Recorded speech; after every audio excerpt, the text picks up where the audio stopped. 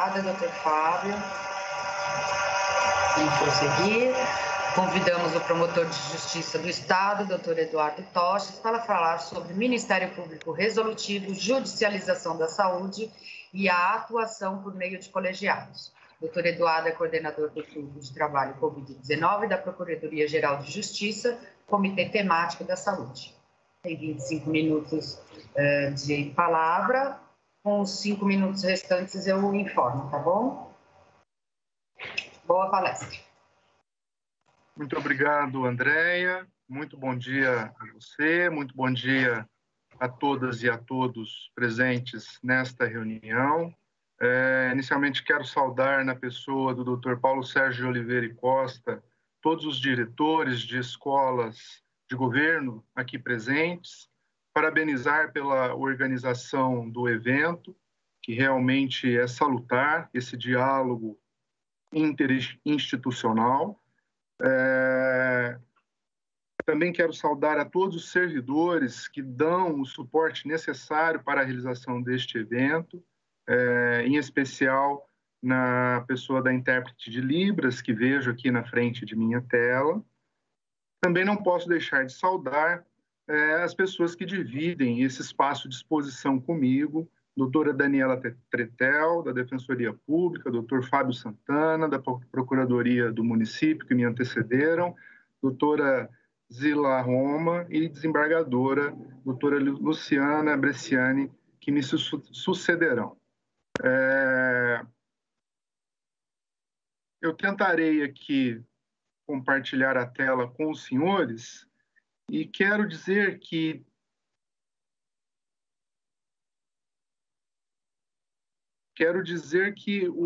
essa minha exposição, na qual eu falarei sobre o tema que os senhores veem aí na tela, ela dialoga também com a exposição da doutora Daniela, no sentido de que não demonizar a judicialização, também ver a judicialização como algo que dá acesso a quem foi preterido pelo sistema de distribuição de saúde, né? Ele tem que recorrer ao judiciário. Também compartilho dessa necessidade de ter um olhar para o incômodo do gestor. Evidentemente, a emenda constitucional que está em tramitação para a instituição do auxílio emergencial necessário, é claro, neste momento difícil da vida nacional. A gente vê em diálogo com os colegas pelo Estado que realmente as dificuldades são enormes, principalmente de trabalhadores informais, de pequenos comerciantes. Então, esse auxílio emergencial é necessário, mas esta tentativa de abolir os mínimos constitucionais da saúde e da educação definitivamente são totalmente inviáveis e inadequados para esse momento da história nacional, e não temos a menor dúvida de que isso importará em grande retrocesso dentro do sistema de saúde pública, que é o objeto do nosso encontro. Também dialoga essa exposição com a exposição do Dr. Fábio Santana. Em especial, além dessas que eu já citei aqui, essa preocupação sistêmica, né? E essa deferência aos órgãos técnicos. Isso é essencial. Se não conseguirmos fazer isso, não avançaremos de forma alguma, no meu modesto entendimento. Eu falarei aqui um pouco dessa teoria de Ministério Público Resolutivo, um pouco de judicialização da saúde, e trarei aqui um pouco da experiência que tive na comarca de Franca, onde eu atuava antes de assumir a coordenação do Centro de Apoio Operacional das Promotorias de Saúde Pública do Ministério Público de São Paulo, que é exatamente a atuação por meio de colegiados. Para contextualizar os senhores, digo que o município de Franca tem 350 mil habitantes, está inserido dentro da região do Departamento Regional de Saúde 8, que congrega outros 21 municípios, totalizando o município de Franca e esses outros 21 municípios, uma população de 700 mil habitantes. Mas creio que essas experiências que tivemos com a atuação por meio de colegiados podem agregar algo, seja no sistema do Acesso a SUS, seja no sistema do NATJUS, seja, enfim, na tentativa de equalizar todos esses dramas que foram aqui colocados.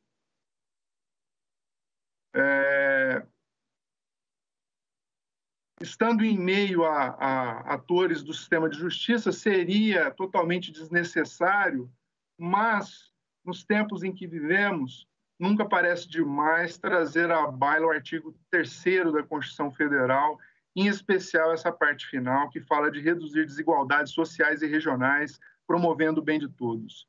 Sem a menor sombra de dúvidas, por meio de uma distribuição de saúde pública decente, nós cumprimos todos os dias esse artigo 3º da Constituição Federal. E a nossa maior missão, nosso maior objetivo, nossa maior tarefa é cada vez mais tirar esse artigo 3º do papel e tornar ele realidade efetiva. Então, não poderia começar essa exposição sem citá-lo. Esse fenômeno da judicialização, ele não é algo novo, né? Eu trago aqui essa reflexão do Werneck Viana, na sua obra Ensaio sobre Política, Direito e Sociedade, em que ele diz que, no momento em que conseguiu-se positivar conquistas do welfare state no sistema jurídico, o debate sobre essas políticas públicas, sobre o acesso a esses direitos, ele foi deslocado da sociedade civil para o judiciário. E isso gera uma série de problemas. Tradicionalmente, nós atuamos no caso individual, atomizado, na medida que você introduz a incerteza da política pública projetada para o futuro. Isso também gera uma série de dificuldades nos operadores do direito para avançarem nessa realidade posta, em que a judicialização vai ter que atuar também com os casos individuais, mas com a política pública. Conciliar isso não é tarefa muito fácil. A respeito do Ministério Público Resolutivo, eu começo trazendo as referências principais, a Carta de Brasília, que é um documento resultante de um encontro nacional em que estiveram o Corregedor Nacional do Ministério Público e todos os corregedores estaduais, e que resultou nesta Carta de Brasília, de um Ministério Público que não seja só demandista, de um Ministério Público que também trabalhe como articulador da política pública, com preocupações sistêmicas, que se preocupe não só com o resultado do processo, mas com o impacto disso na vida efetiva das pessoas. Os senhores encontrarão na Carta de Brasília e também na recomendação do Conselho Nacional do Ministério Público 54, de 28 de março de 2017, o referencial teórico a respeito. Documentos a respeito dos quais também faço breves considerações na sequência. Nós temos, então, basicamente, dois modelos de atuação institucional do Ministério Público.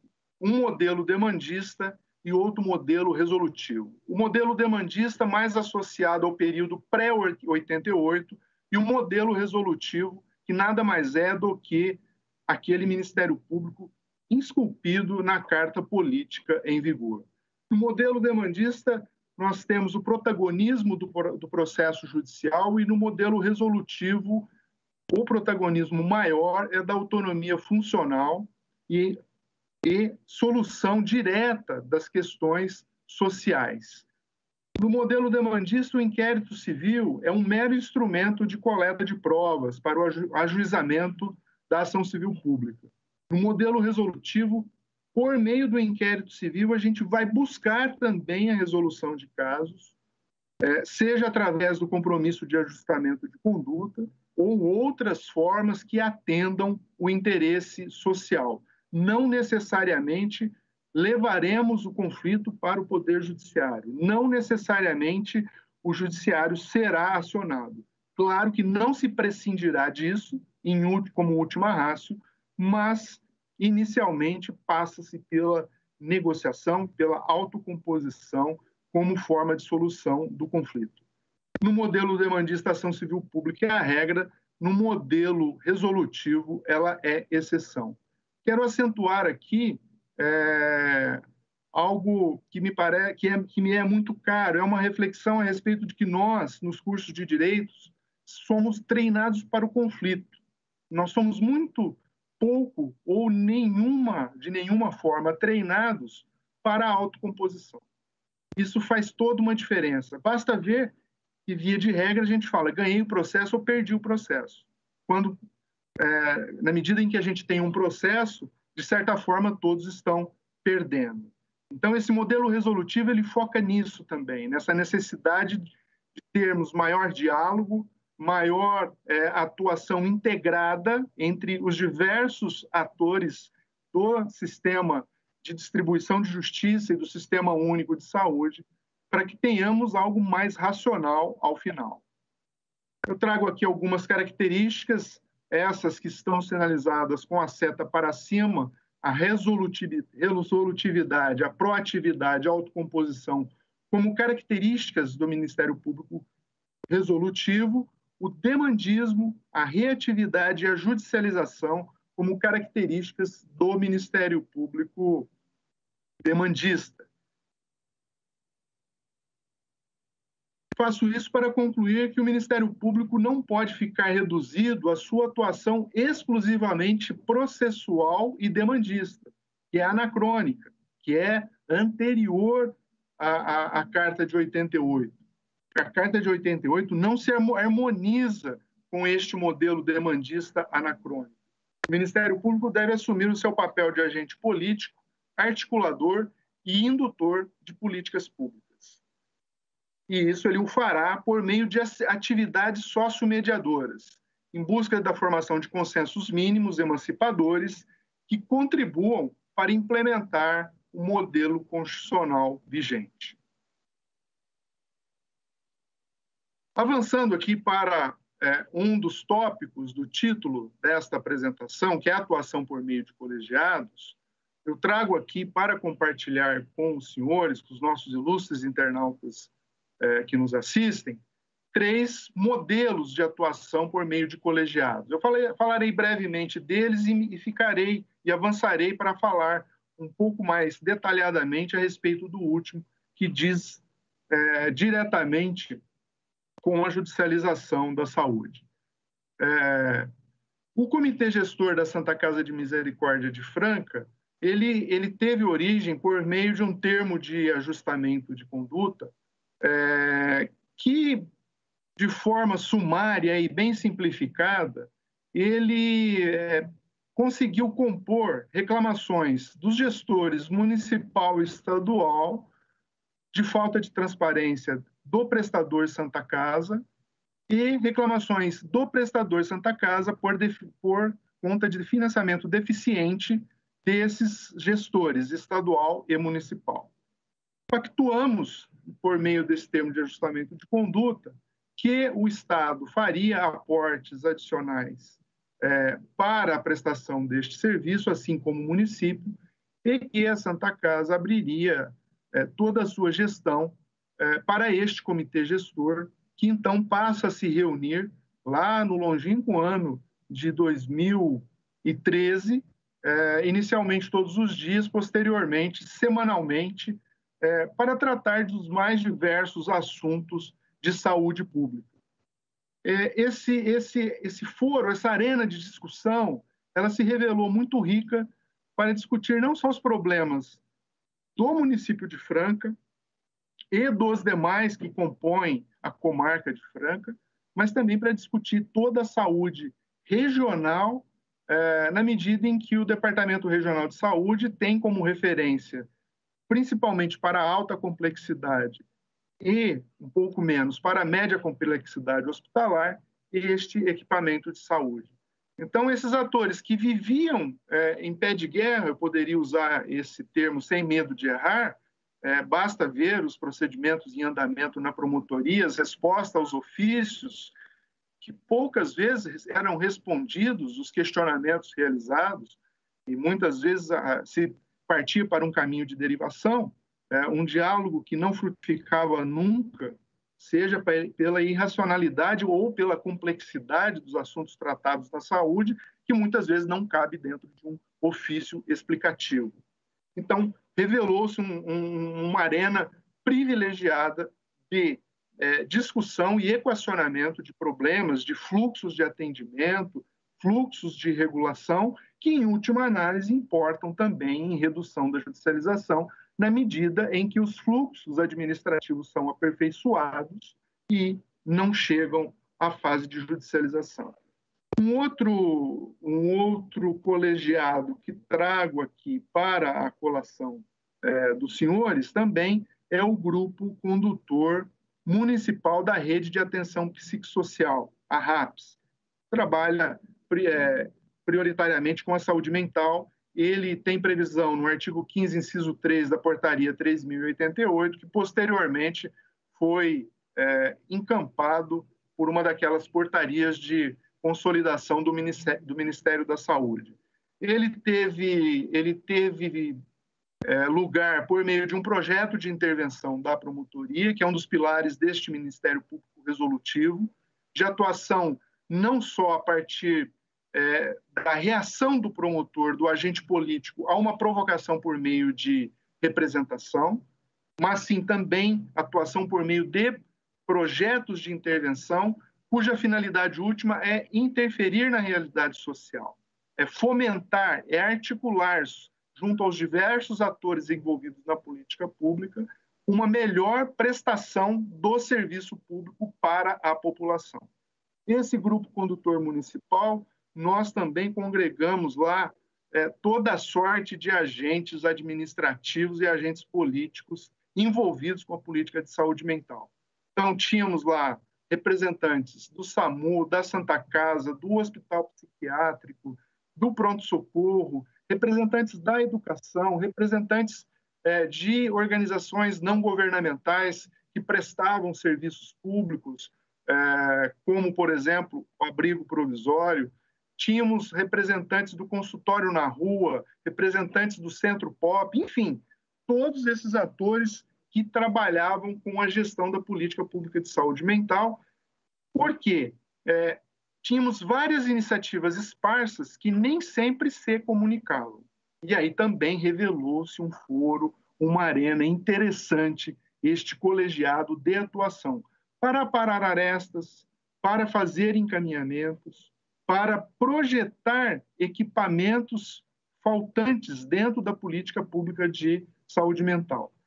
Isso aqui nós estamos falando em algo que teve início em 2016, início de 2017, e que até o início de 2020, quando tivemos a pandemia e tudo ficou prejudicado, evidentemente, foi num ritmo mais lento, nós tivemos a criação de um CAPS 3 a partir de negociações desenvolvidas no meio deste grupo condutor.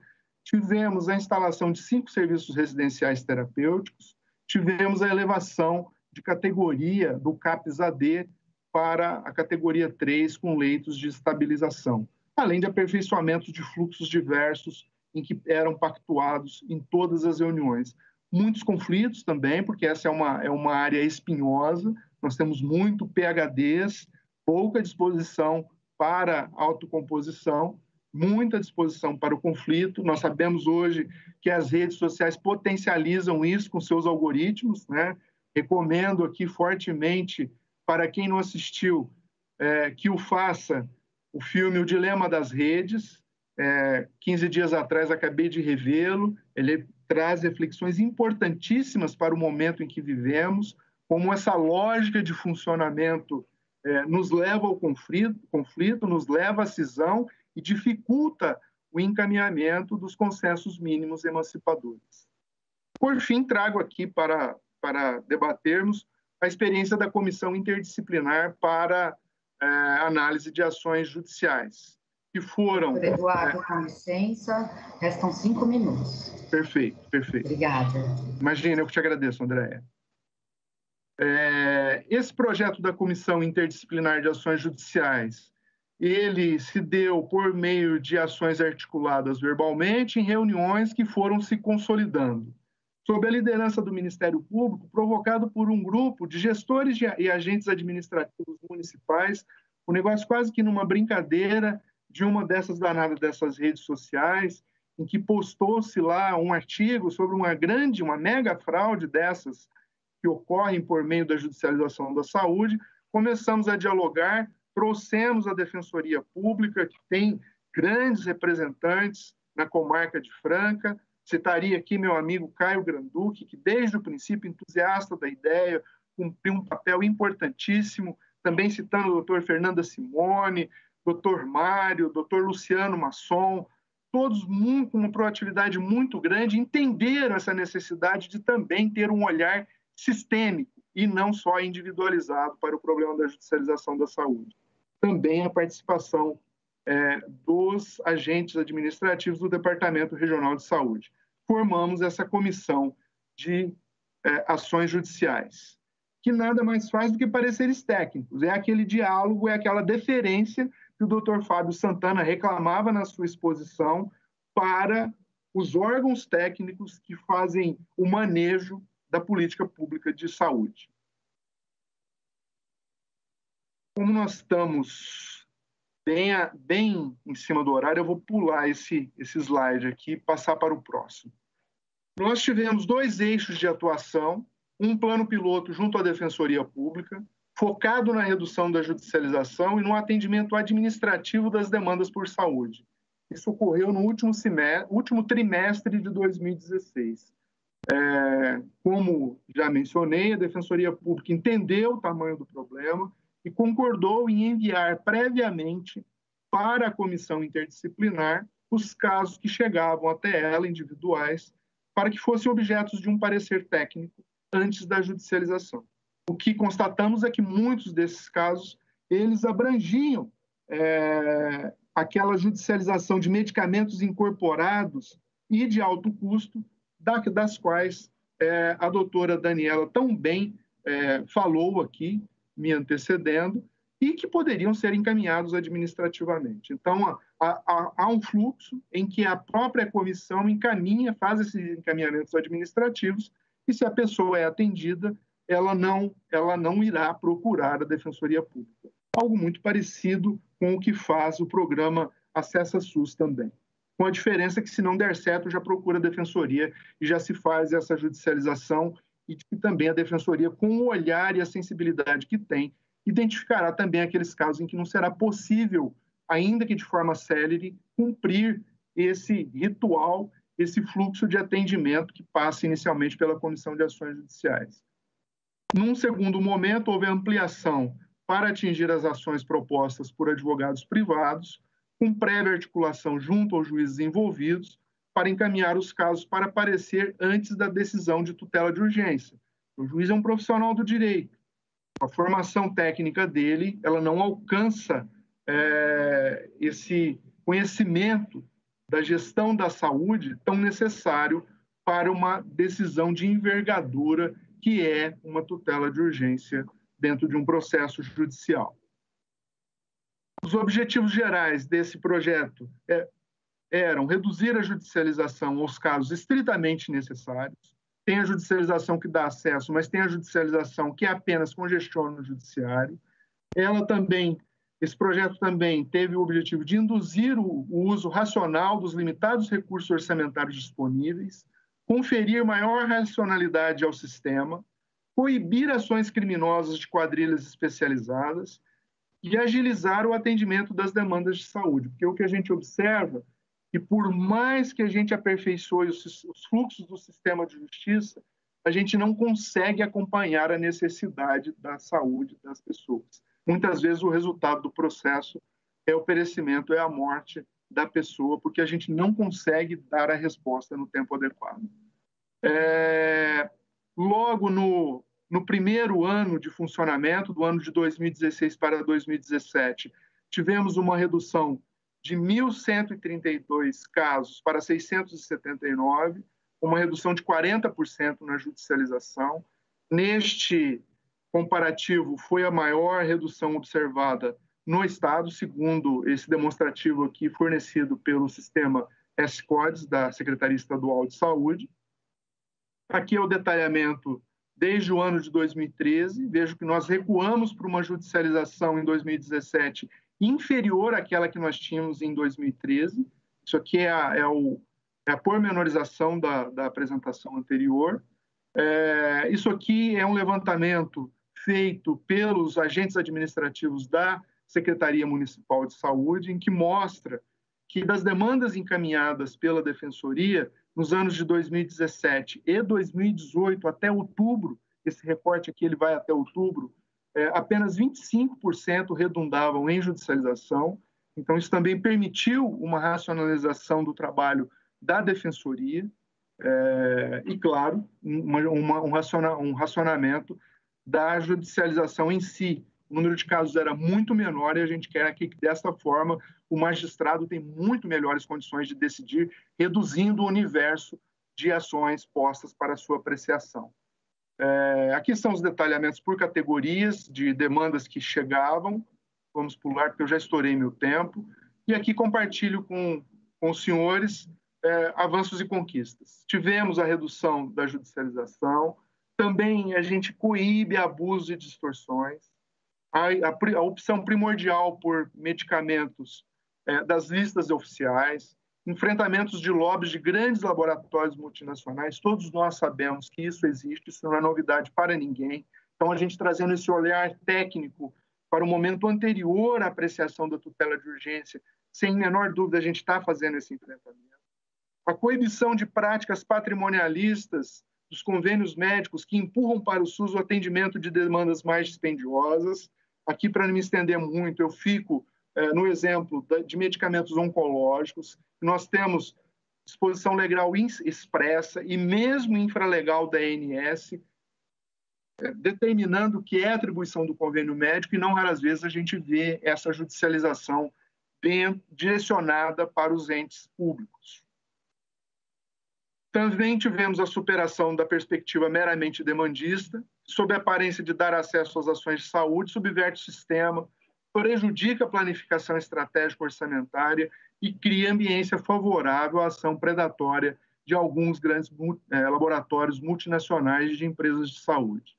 Por fim, a gente quer crer que, juntando tudo isso, a gente dê uma contribuição para que a gente tire realmente do papel o artigo 3º da Constituição Federal, reduzindo desigualdades, promovendo o bem de todos, conforme estipula o artigo 3º. Deixo aqui um pequeno trecho deste poema Tabacaria, de Álvaro de Campos, para a nossa reflexão. Temos que sonhar, sim, sonhar muito com esse SUS, e se não fosse ele, estaríamos aniquilados neste momento pandêmico que aflige a vida nacional. Deixo aqui o meu contato também para aqueles que assim o desejarem. Fico à disposição de todos e dou por encerrada a minha exposição, parando de compartilhar neste momento a minha tela. Peço desculpas à mediação e aos demais por ter me estendido.